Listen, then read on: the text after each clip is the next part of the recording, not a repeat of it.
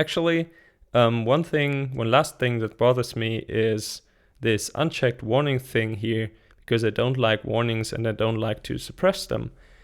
And fortunately, Mockito even provides us with a way to get around that, which is a specific test runner. So we can add runs with annotation from JUnit and say we want to use the Mockito test runner, Mockito runner or JUnit Mockito runner.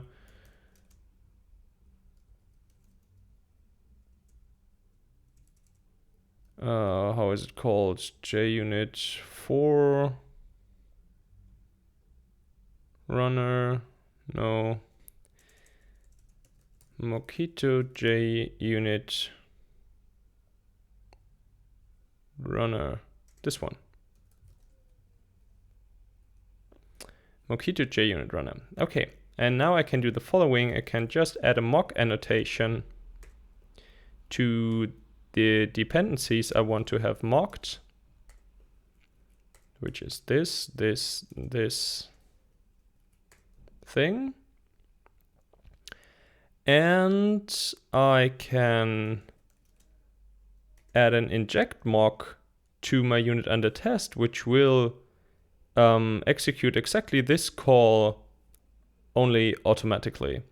So I'm going to remove this line here, this line, and this line, re-execute the tests.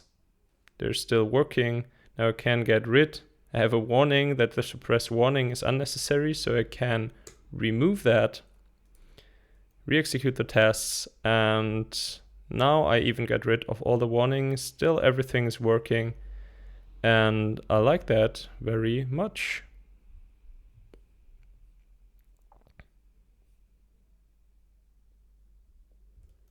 Now, another thing that bothers me a little is this limited return value number here, because I may be writing test in the future that makes this crash.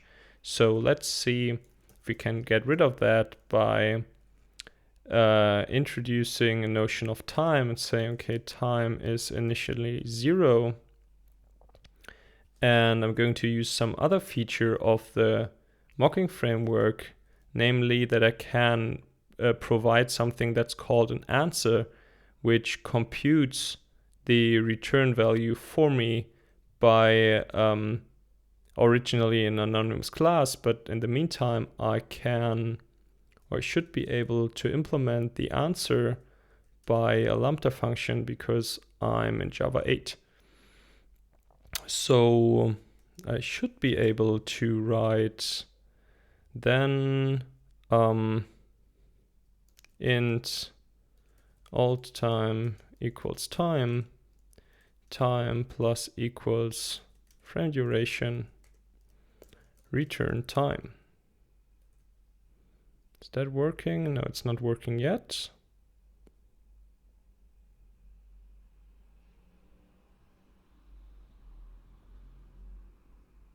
Why is it not working yet? This gets an answer. The answer interface is all right. Question is, why doesn't this have a type here?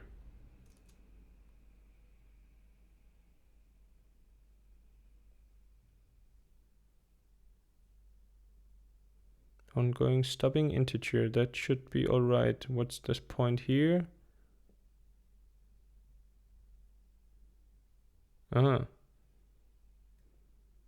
So what's the signature of answer? This somehow gets an invocation parameter in. So it should be possible to do it like that, right? Oh, I should return all time here, of course.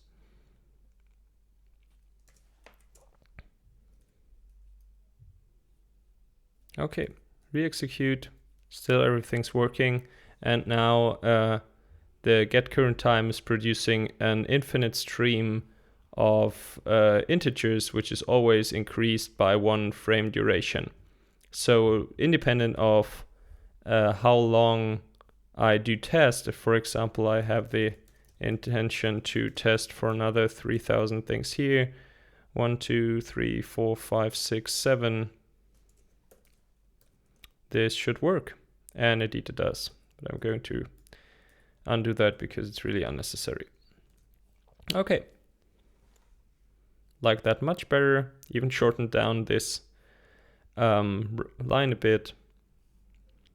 Rid of all the errors, like the tests, like how they look like our game loop implementation, which we haven't seen for quite a while because we were refactoring the tests.